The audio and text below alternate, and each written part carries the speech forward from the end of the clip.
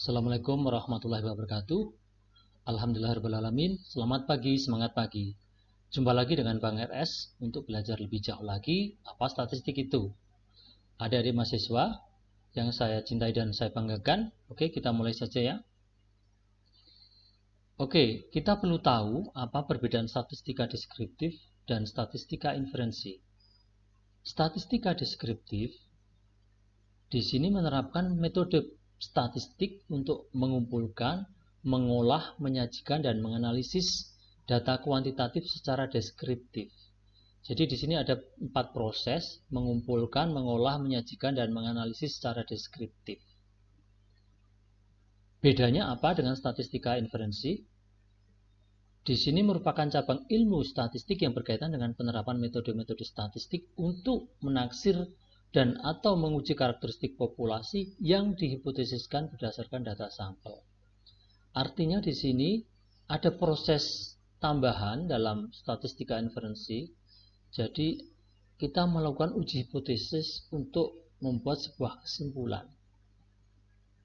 Itu perbedaannya ya. Jadi nanti banyak sekali aplikasi atau metode-metode terkait dengan statistika inferensi. Satu misal desain eksperimen. Kita membandingkan beberapa treatment dari sebuah kasus, misalkan kita mempunyai beberapa varietas dalam pertanian gitu. Misalkan bibit tomat, misalkan saya mempunyai beberapa varietas ini sebetulnya unggulnya di mana sih? Lah itu bisa kita uji secara statistik, kita bandingkan. Sehingga kita bisa menyimpulkan, oh ternyata varietas yang paling bagus itu varietas tipe C misalkan gitu. Yaitu gambaran. Atau mungkin kasus-kasus di mana kita ingin membuat sebuah forecasting atau peramalan. Di sini kita pasti membuat sebuah model persamaan di mana ada parameter-parameter di dalamnya. Nah, parameter itu harus kita uji. Ketika parameter itu tidak signifikan, maka kita harus mengulang atau membuat sebuah model baru untuk peramalan tersebut. Juga ketika kita membuat sebuah persamaan atau model kausal atau regresi gitu. Di situ pun harus kita uji parameter dari masing-masing variabel yang ada di model. Juga ketika kita membuat clustering atau pengelompokan, semua harus kita uji. Oke, itu gambaran singkat terkait dengan statistika inferensi. Saya lanjutkan di slide berikutnya. Nah, yang perlu Anda ketahui juga adalah populasi dan sampel.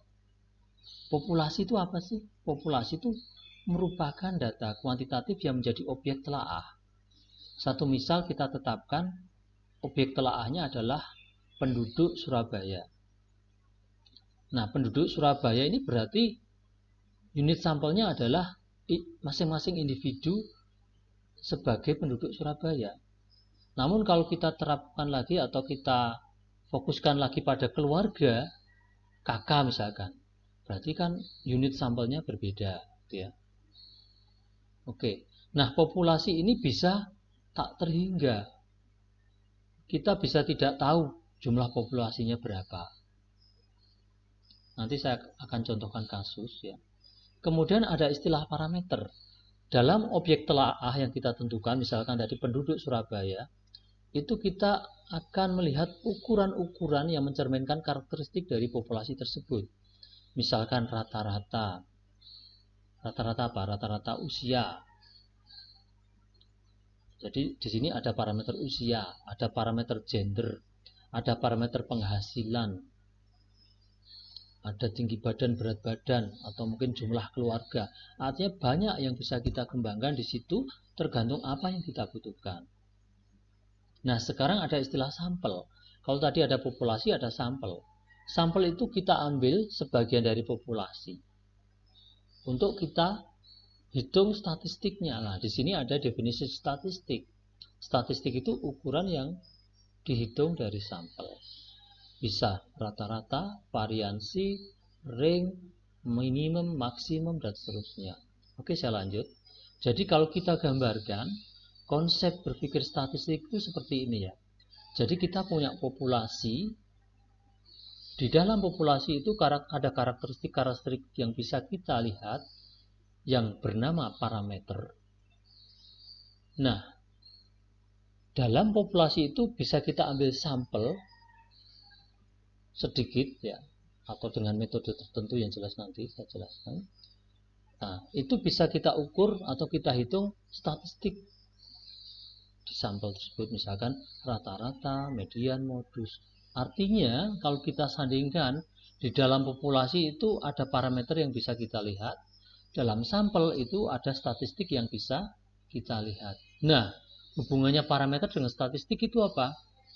Harapannya adalah statistik ini representatif atau sampel ini representatif terhadap populasi. Berarti statistik ini sebagai apa?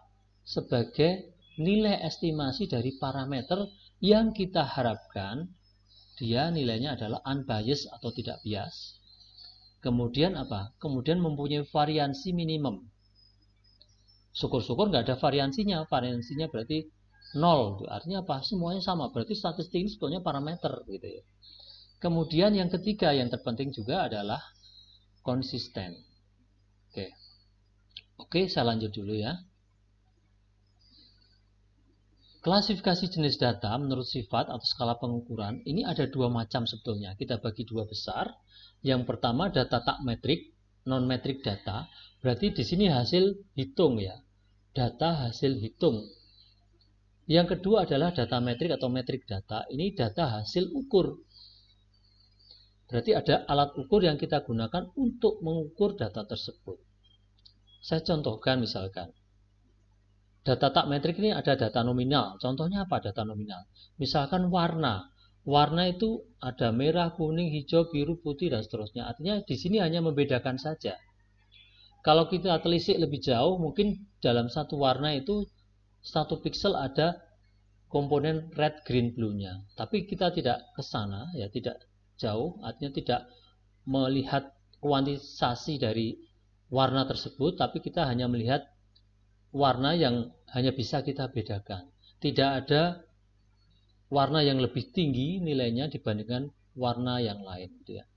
Data ordinal ini seperti kalau kita mengatakan ada ordinary atau apa strata TK, SD, SMP, SMA dan seterusnya. Artinya di sini kita bisa mengatakan bahwa SMA itu lebih tinggi dibanding SMP, SMP lebih tinggi dari SD dan seterusnya.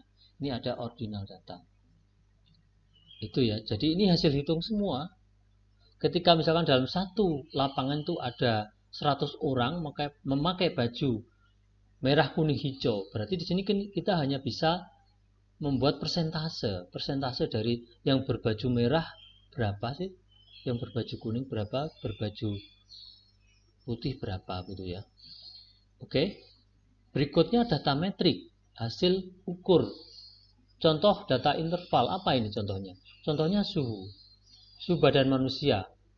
Itu kan kalau kita bicara suhu itu kan 0 derajat berarti titik beku. 100 derajat itu adalah titik didih. Ini tidak berarti bahwa 50 derajat itu merupakan 2 kali 25 derajat. Nah itu ya. Kita nggak bisa merasiokan data suhu tersebut. Oke. Kemudian data rasio. Rasio ini contohnya misalkan berat badan. Berat badan ini katakanlah berat badan saya 75. Kemudian saya ukur berat badan anak 10 tahun ini 25 kg. Artinya apa? Berarti berat saya ini 3 kali dari berat badan anak usia 10 tahun tadi. Artinya ini bisa kita buat rasio atau skala rasio. Nah, pertanyaannya adalah skala rasio ini, data skala rasio ini bisa kita intervalkan dan bisa kita buat pengelompokan. Artinya data yang punya skala yang tertinggi ini bisa kita buat ke skala-skala yang lebih rendah seperti nominal tadi ya. Jadi kita hanya membedakan. Begitu ya. Dan yang penting lagi yang perlu Anda ketahui, ketika kita mengolah data atau membuat sebuah research, itu tidak serta-merta kita buat rata-rata misalkan. Satu contoh, saya punya data preferensi masyarakat tentang kesukaan makanan. Yang pertama misalkan bakso, kedua mie ayam, ketiga nasi goreng. Dari 100 orang, ternyata yang suka bakso 50%, yang suka nasi goreng 50%. Artinya, kita nggak bisa menyatakan bahwa rata-rata masyarakat itu suka mie ayam. Kalau itu katakanlah kita buat kode, kita kodifikasi, bakso itu 1 ya, mie ayam 2, nasi goreng 3. Ketika kita rata-rata kan jadi 2. Nah, artinya apa? Data skala nominal seperti ini nggak bisa kita rata-rata.